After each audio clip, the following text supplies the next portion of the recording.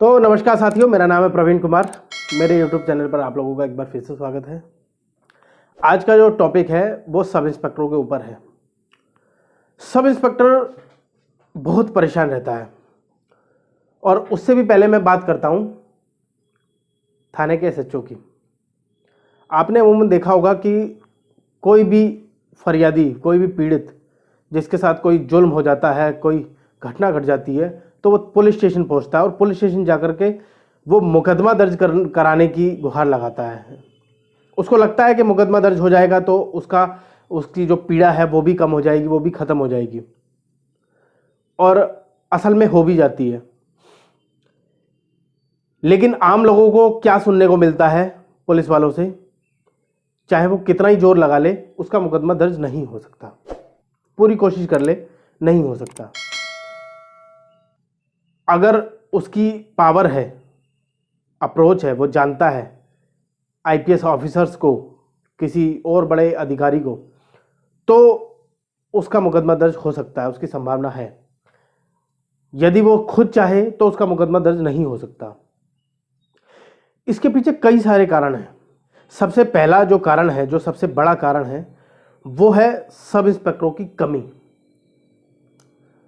एक एक police station में, जैसे दिल्ली की हम लोग बात करें तो दिल्ली में क्राइम स्पेशल सेल और अन्य जो पुलिस स्टेशंस हैं, रेलवे के हैं, मेट्रो के हैं, उन सबको मिलाकर के मैं बात करूं तो करीब करीब 200 पुलिस स्टेशन हैं दिल्ली शहर के अंदर। अब इन 200 पुलिस स्टेशन के अंदर इसी तरह के अपराध आते हैं जिस तरह के हर थाना क्षेत्र के अंडर आते हैं। वही चोरी, लूटपाट, मर्डर, रेप, गैंगवार, इसी तरह की हर जगह वारदातें हैं। तो वो मुकदमा दर्ज होना है। पीड़ित के साथ अगर कुछ हुआ तो वो मुकदमा दर्ज कराएगा। तो ये हर इलाके की बात है। अब आप जानकर के हैरान हो जाएंगे कि एक पुलिस स्टेशन के अंदर 4 से 5 दरोगा होते हैं, जिनको हम सब इंस्पेक्टर कहते हैं, जिनकी डायरेक्ट भर्ती होती है। उनकी संख्या सिर्फ और सिर्फ 4 से 5 होती है। कहीं कहीं 3 भी है, कहीं कहीं 4 भी है, और किसी पुलिस स्टेशन में तो मैंने देखा है कि सिर्फ 2 ही हैं, बाकी जो है ट्रांसफ़र हो गए हैं। पिछले 6-6 महीने से सिर्फ 2 ही हैं, 2 ही काम चला रहे हैं। किसी तरह कैसे खींच रहे हैं वो SHO जानता होगा। अब मैं आपको बता दूं कि जो सब इंस्पेक्टर होता है उसके अंडर काम क्या आता है। जो मर्डर की फाइलें हैं, जो रेप की फाइलें हैं, वो छोड़ करके, डकैती की फाइलें हैं वो छोड़ करके, दंगे की फाइलें हैं वो छोड़ करके, बाकी जितने भी केसेस दर्ज होते हैं, चाहे वो 307 हो, चाहे वो 304A हो, चाहे वो डोरी हो, चोरी हो, चाहे इस तरह के किसी भी तरह के मुकदमे हो, वो सारे के सारे एक सब इंस्पेक्टर देखता है। अब जब सब इंस्पेक्टर ये सब मुकदमे देखेगा, ये सब फाइलें लिखेगा, कोर्ट में जाएगा, जांच करेगा, तो है तो एक अकेला ही, वो कितना काम कर लेगा। और मैं आपको बता दूं, जो मर्डर की या रेप की, या जो रेप तो हालांकि महिला आयोग देखती है अब दिल्ली शहर में, इसके अलावा जो भी घटनाक्रम होते हैं थाने के अंदर, थाना क्षेत्र के अंदर जो भी मुकदमा दर्ज होता है, वो भले ही जांच तो उसकी इंस्पेक्टर रैंक का अधिकारी करता है, SHO रैंक का अधिकारी करता है, लेकिन असल में वो काम एक सब इंस्पेक्टर को ही करना होता है। सब इंस्पेक्टर ही फाइल लिखता है, भले ही SHO की या किसी इंस्पेक्टर की गाइडेंस में लिखे, गाइडेंस में लेकर के काम करे, लेकिन करना सब इंस्पेक्टर को ही होता है। अपने साथ 1-2 जो है सिपाही हवलदार लेकर के वो जांच करता है, अपराधी को पकड़ता है, विक्टिम से बात करता है, सारे सबूत इकट्ठा करता है, चार्जशीट दाखिल करता है कोर्ट में। उसके बाद मुकदमा जब शुरू हो जाता है तब उसकी जो है जैसे जैसे तारीखें लगती है वैसे वैसे वो भी जाता है। तो ये पूरा का पूरा ये प्रोसेस होता है। अब आप सोचिए कि एक सब इंस्पेक्टर के ऊपर पूरा का पूरा पुलिस स्टेशन टिका रहता है, और उसी जो दरोगा है उसी की संख्या इतनी कम रखी गई है, जो कि मैंने आपको बता दिया। अब बात बताता हूं मैं कि उसके पास इस तरह के कितने मुकदमे होते हैं। एक दरोगा के पास कम से कम नहीं तो ना होते होते भी 10 फाइलें तो होती ही हैं।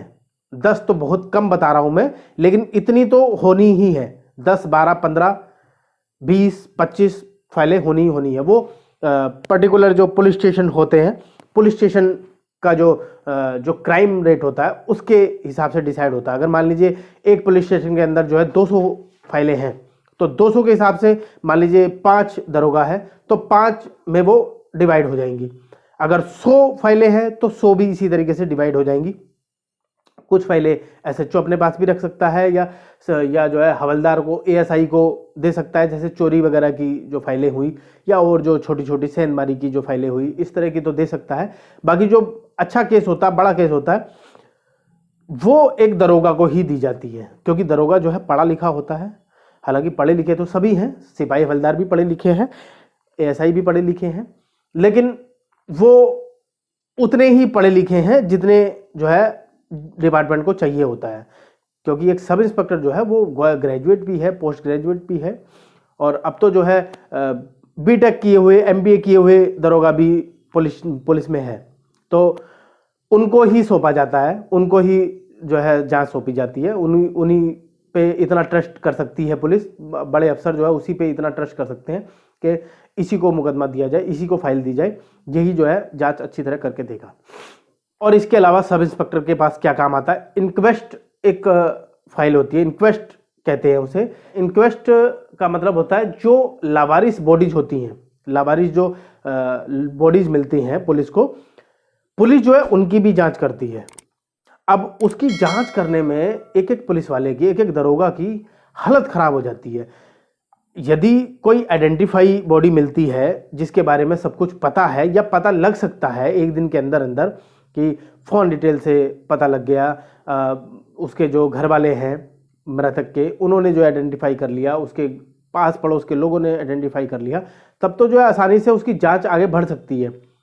लेकिन जिस बॉडी को, जो बॉडी मिली है पुलिस को, जब वो आइडेंटिफाई ही नहीं है, जिसकी पहचान ही नहीं हो पाई है, तो उसके बारे में पुलिस जो है कैसे पता लगाएगी?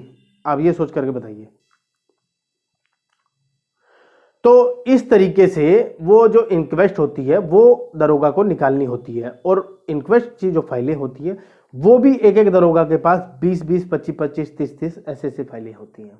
इससे कम फाइलें नहीं होती। मतलब ऐसे नहीं कि 2-3 फाइलें ही दी जाए। हालांकि थाना क्षेत्र के अंडर जिस तरीके से अपराध होता है, जिस तरह के मुकदमे आते हैं, जिस तरह बॉडीज मिलती है, उसके ऊपर डिपेंड करता है ये सब कुछ।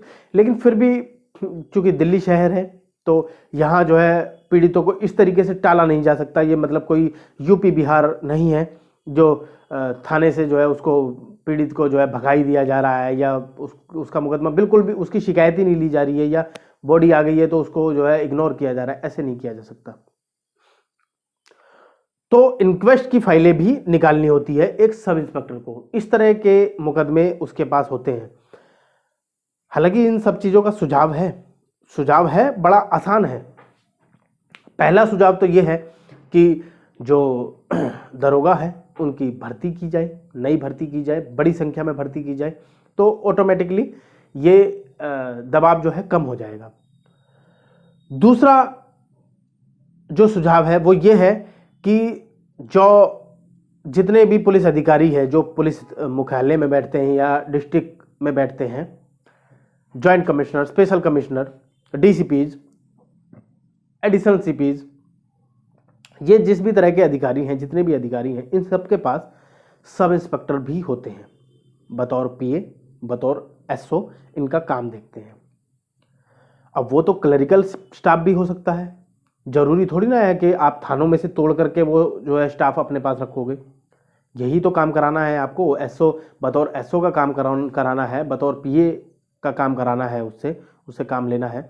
तो आप जो है किसी भी तरीके से किसी भी जो है रैंक के पुलिस वाले से ले सकते हैं। चलिए आपको सब इंस्पेक्टर ही चाहिए या इंस्पेक्टर ही चाहिए तो क्लरिकल उठाइए आप। लेकिन वो ऐसा नहीं करते। अमूमन जो मैंने देखा है वो फील्ड का स्टाफ उनके पास आता है। हालांकि इसमें अधिकारियों की ज़्यादा गलती नहीं है, सिर्फ गलती उतनी है उसकी कि वो कमरे में बैठा है, उसको पता नहीं है कि जो सब इंस्पेक्टर है, जो अर्जी लगाने वाला है, जो सिफारिश करने वाला आदमी है, वो उसको ही बेवकूफ़ बना रहा है। और बेवकूफ़ बना करके उसके पास ऑलरेडी जो स्टाफ है उसमें फिर जो है एक और उसने भी अपनी जो है जगह बना ली। क्योंकि कई सारे कामचोर भी तो होते हैं पुलिस वाले, तो वो कामचोरी करके जो है उन अधिकारी के पास बैठ जाते हैं कि हमें जो है नहीं फील्ड में जाना होगा, नहीं हमें कोर्ट में जाना होगा, क्योंकि दरोगा जो है पूरे पूरे दिन जो है पूरा पूरा दिन उसका गुजर जाता है कोर्ट के अंदर। हर तरह का जो अलग अलग जो हमारे जो कोर्ट बने हैं सभी में की बात कर रहा हूँ, उनका पूरा पूरा दिन निकल जाता, पूरा पूरा दिन, 7 के 7 दिन, 6 के 6 दिन निकल जाते हैं कि वो कोर्ट के अंदर ही खड़ा है। और जब थाने आया है, थाने में भी जो है पूरा पूरा काम करना पड़ रहा है, लिखना पड़ रहा है, उसको फाइल लिखनी पड़ती है, पूरा अच्छा काम करना पड़ता है। ऐसे नहीं, मजाक नहीं है, मतलब बहुत आसान नहीं है उसकी नौकरी, दरोगा की नौकरी बहुत आसान नहीं है, बहुत मुश्किल है। तो इन सब चीज़ों से बचने के लिए वो जो है वहाँ टूट करके चले जाते हैं, किसी ना किसी की सिफारिश लगा देते हैं, वहाँ चले जाते हैं। तो दूसरा सुझाव ये है कि joint commissioner, special commissioner, डीसीपीज, additional CPs जिनके पास इस तरह के स्टाफ है वो थाने में वापस दे दें। वो एक जो है लिस्ट बनाए कि हमारे पास फील्ड का इस तरह का कितना स्टाफ आया हुआ है जिसकी हमें जो है ज़रूरत भी नहीं है, और ज़रूरत है भी तो हम जो है क्लरिकल स्टाफ उठा सकते हैं, हमें ज़रूरत नहीं है इनकी, इनको जो है वापस थाने में भेजा जाए। जो वो नहीं भेजते, यही मैं बता दूं आपको, जो है हमारी बटालियंस में है सब इंस्पेक्टर्स, सिक्योरिटीज़ में है सब इंस्पेक्टर्स, वो वहाँ बैठे हैं, उन्हें बिठा रखा है, कोई काम नहीं, कोई मतलब नहीं, वहाँ बिठा दिया। स्पेशल ब्रांच है, सब इंस्पेक्टर बिठा दिए। क्यों? अरे वहाँ पे जब सब इंस्पेक्टर के अलावा भी तो काम चल सकता है, लेकिन वो चलाते नहीं हैं। उनको लगता है कि जो मैंने पास कर दिया वो कानून हो गया, जो मैंने लिख दिया वो पत्थर की लकीर हो गई। ऐसा नहीं होना चाहिए। ये जो सोच है वो बिल्कुल गलत है, क्योंकि परेशानी आती है एसएचओ के पास, उन सब इंस्पेक्टरों के पास। और उनके पास क्या परेशानी आती है? सबसे ज़्यादा परेशानी आम आदमी को आती है, पीड़ितों को आती है, क्योंकि थाने में जाने वाला आदमी वो ये चाहता है कि मेरा मुकदमा दर्ज हो। एसएचओ ये चाहता है कि मुकदमा दर्ज ना हो, क्योंकि मुकदमा दर्ज होगा, एक फाइल तैयार होगी, फाइल जो है सब इंस्पेक्टर को भेजी जाएगी, दी जाएगी। सब इंस्पेक्टर जो पहले से ही रो रहा है वो और रोएगा, जिसके पास ऑलरेडी 20-25 फाइलें हैं, 10 फाइलें हैं, 12 फाइलें हैं, वो उनकी ही नहीं जांच ढंग से कर पा रहा है, एक और फाइल जुड़ गई, इसकी कैसे जांच करेगा? तो उसकी परेशानी बढ़ जाती है। दबाव में आकर के, अपने अफसरों के दबाव में आकर के वो मुकदमा तो लिख लेता है, लेकिन वो उस एसएचओ से पूछो, उस सब इंस्पेक्टर से पूछो कि उसके मन पे क्या बीतती है। और परिणाम हम सब झेलते हैं, परिणाम झेला पूरा हमारा देश झेल रहा है। मैं बता देता हूँ परिणाम क्या है। परिणाम ये हो रहा है कि अगर मान लीजिए एक मर्डर हुआ है कहीं, उसकी जांच चल रही है, जांच होती है, मुकदमा दर्ज होता है, जांच होती है, जांच होकर के चार्जशीट दाखिल होती है कोर्ट में, चूंकि जांच सही से हुई नहीं है, अपराधी को जो है फायदा मिल जाता है इसका, वो छूट जाता है, जल्दी जमानत हो जाती है उसकी, क्योंकि समय तो उतना ही है। वही 24 घंटे उन्हें मिले हैं, वही 24 घंटे हमें मिले हैं, वही 24 घंटे जो है आईपीएस ऑफिसर्स को मिलते हैं, सबको वही मिलते हैं, जिसमें से 8 घंटे जो है सोने के लिए रखा गया है, रात का समय सोने के लिए होता है। फिर दरोगा के पास अलग भी ड्यूटीज हैं, कई बार डीओ भी बिठा देते हैं उसको, कई बार पिकेट के लिए भी कह देते हैं जाओ पिकेट ड्यूटी है आपकी। इमरजेंसी भी लग जाती है, इमरजेंसी तो लगती ही है, हालांकि इमरजेंसी ड्यूटी भी लगती है, वो करता है, पूरे दिन कोर्ट में जाएगा, उसके बाद शाम को जो है इमरजेंसी लगा दी मुंशी ने, वहां बैठेगा, फट्टी उठा उठा के भागेगा वो। तो इस तरह की परेशानी दरोगा के पास आती है। हल मैंने आपको बता दिया। अगर कमिश्नर ऑफ पुलिस चाहते हैं कि दरोगाओं को परेशानी ना हो, या फिर आम आदमियों को परेशानी ना हो, आम आदमी का मुकदमा दर्ज हो, तरीके से हो, अगर वो सही मायने में चाहते हैं उनकी मदद करना, तो वो दरोगाओं की भर्ती करें। दरोगाओं को जो अफसरों के पास है उन्हें तोड़ करके वहां वापस लाएं, तब तो इसका हल है।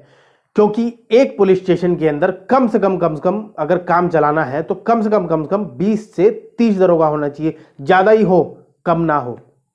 जब 30 दरोगा होंगे, 35 दरोगा होंगे, 40 दरोगा होंगे, तो ऑटोमेटिकली काम का बर्डन कम हो जाएगा, जांच बहुत अच्छे से होगी, चार्जशीट अच्छे से दाखिल होगी, मुलजिम सही मायने में पकड़े जाएंगे, सही मायने में रिकवरी होगी।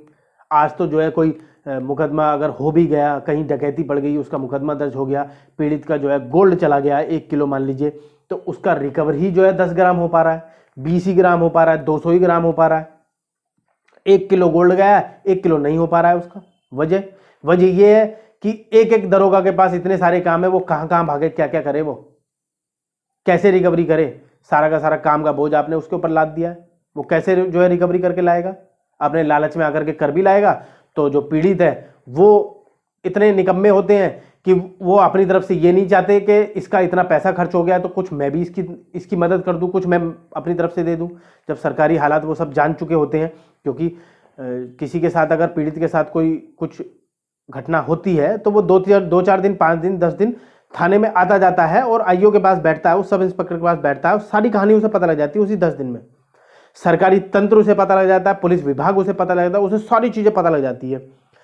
लेकिन वो फिर भी उसमें इतना दिल नहीं आता कि मेरा जो है 1 करोड़ का माल चला गया तो मैं 1 करोड़ में से जो है 1 लाख इस सब इंस्पेक्टर को दे दूं या 50,000 इस सब इंस्पेक्टर को दे दूं। हालांकि मैं रिश्वत को बढ़ावा देने की बात नहीं कर रहा हूं, बिल्कुल भी जो जेन्युइन बात है मैं उसकी बात कर रहा हूं।